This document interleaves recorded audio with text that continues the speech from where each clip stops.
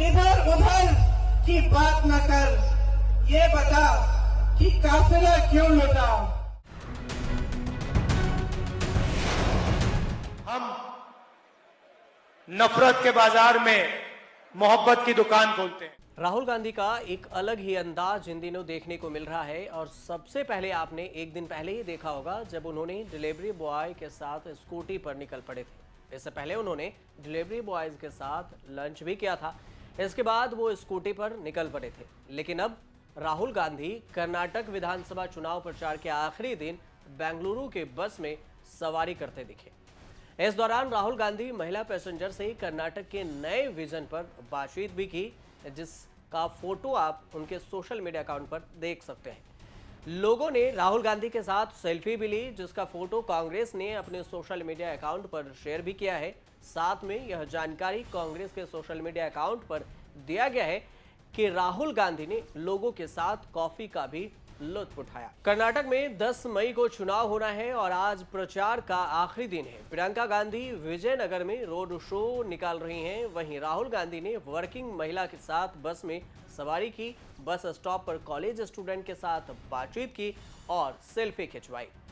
BMTC बस में आम लोगों की तरह सफर भी किया। सफर के दौरान राहुल गांधी महिला यात्रियों के साथ कई मुद्दों पर चर्चा भी की, जिसका वीडियो सोशल मीडिया पर वायरल भी है। वीडियो में भी देखा जा सकता है कि राहुल गांधी महिलाओं के साथ बातचीत कर रहे हैं। इस कर्नाटक विधानसभा चुनाव में कांग्रेस ने 50 से ज्यादा रैलियां की हैं और 20 के करीब रोड शो किए। इसमें एक रैली सोनिया गांधी की भी थी, जो सालों बाद चुनाव प्रचार करने आई थी। सोनिया ने हुबली में एक जनसभा को संबोधित किया था, जिसका बयान भी काफी वायरल हुआ था। प्रियंका ने बेंगलुरु साउथ में जनसभा में एक शायरी भी पढ़ी थी कि तू इधर उधर की बात न कर, ये बता काफिला क्यों लुटा।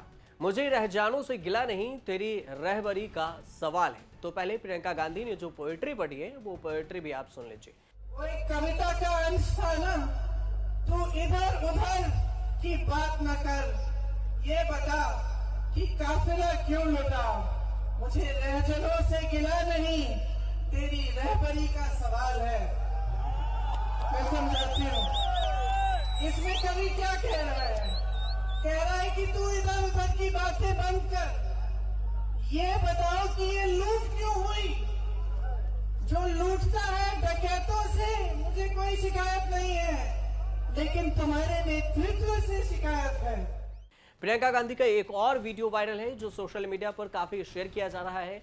उनसे एक लड़की फरमाइश कर रही है कि वो कन्नड़ में वोट मांगे और उनके फरमाइश पर प्रियंका गांधी ने कन्नड़ में लोगों से वोट भी मांगे हैं। आप इस वीडियो को देखिए कि कैसे लड़की कन्नड़ में बोल रही है और प्रियंका गांधी उनके ही बयान को रिपीट कर रही हैं। मैडम जी, आपसे एक विनती है, क्या मैं बात कर सकती हूँ? एक थैंक यू, 1 मिनट। आप ना 1-2 लफ्ज कन्नड़ में बोल सकते हो? हम लोगों के लिए आप 2 लफ्ज कन्नड़ में बोल सकते हो? ओके, कन्नड़ में माताडೋಣ मैडम ना। ಇದೇ ತಿಂಗಳು ಮೇ 10ನೇ ತಾರೀಕಿಗೆ ಮೇ 10 ಚುನಾವಣೆ ಇದೆ. ಮೇ 10 ಚುನಾವಣೆ ಇದೆ. ನಿಮ್ಮ ಮತವನ್ನ ಕಾಂಗ್ರೆಸ್ ಪಕ್ಷಕ್ಕೆ ಚಲಾಯಿಸಿ. ಕಾಂಗ್ರೆಸ್ ಪಕ್ಷಕ್ಕೆ ಚಲಾಯಿಸಿ।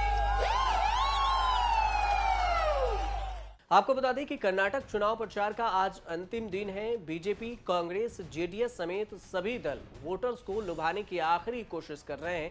कर्नाटक विधानसभा चुनाव के लिए 10 मई को वोटिंग है और कुल 224 सीटों पर मतदान होगा, जबकि 13 मई को इसके नतीजे आएंगे। लेकिन बजरंगबली से लेकर कमीशन खोरी तक कर्नाटक चुनाव में चर्चा के कई मुद्दे रहे। तो ऐसे में ये जानना भी जरूरी है कि प्रचार में कौन किस पर भारी पड़ रहा है।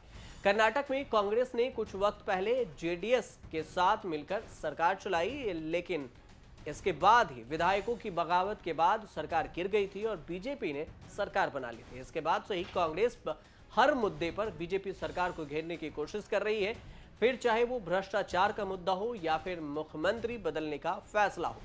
कांग्रेस ने ऐसे तमाम मुद्दों पर राज्य सरकार को घेरने का काम किया है। कांग्रेस ने भ्रष्टाचार का मुद्दा उठाया, चाहे वो 40% कमीशन का ही मुद्दा क्यों ना हो। कर्नाटक चुनाव में नंदिनी दूध का भी मुद्दा खूब चर्चा में रहा, जब राहुल गांधी स्टॉल पर आइसक्रीम खाते हुए भी नजर आए।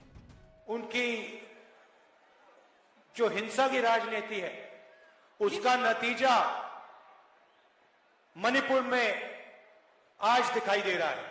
मणिपुर जल रहा है, मगर प्रधानमंत्री और होम मिनिस्टर कर्नाटक में दौरा कर रहे हैं और आग लगने का कारण नफरत और हिंसा की राजनीति है। जहां भी बीजेपी जाती है वो लोगों को बांटने का काम करती है, नफरत फैलाने का काम करती है, हिंसा फैलाती है। उनका काम नफरत फैलाने का है, हमारा काम लोगों को जोड़ने का है।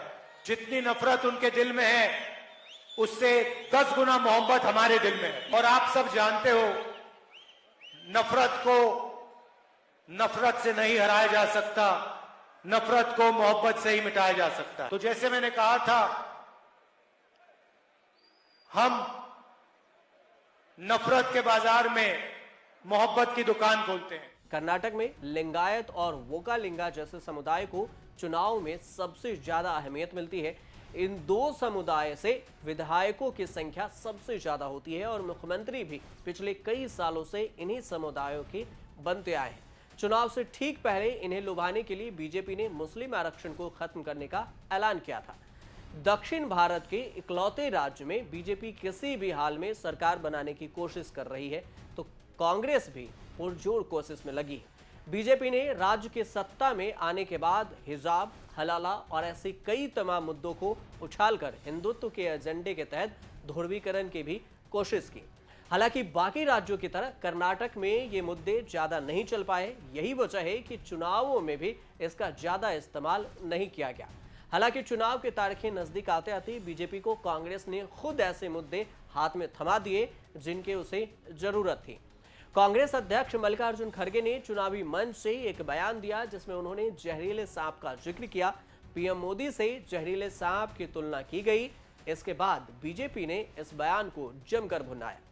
कांग्रेस ने अपने चुनावी मादे में एक वादा ये भी किया कि वो बजरंग दल जैसे संगठन को बैन करने पर विचार करेंगे। पार्टी की तरफ से बजरंग दल की तुलना पीएफआई से की गई। ये मुद्दा कांग्रेस पर बुरी तरह बैकफायर कर गया। बीजेपी ने बजरंग दल को सीधे बजरंगबली से जोड़ दिया और पूरा मुद्दा भगवान के अपमान पर आकर ठहर गया।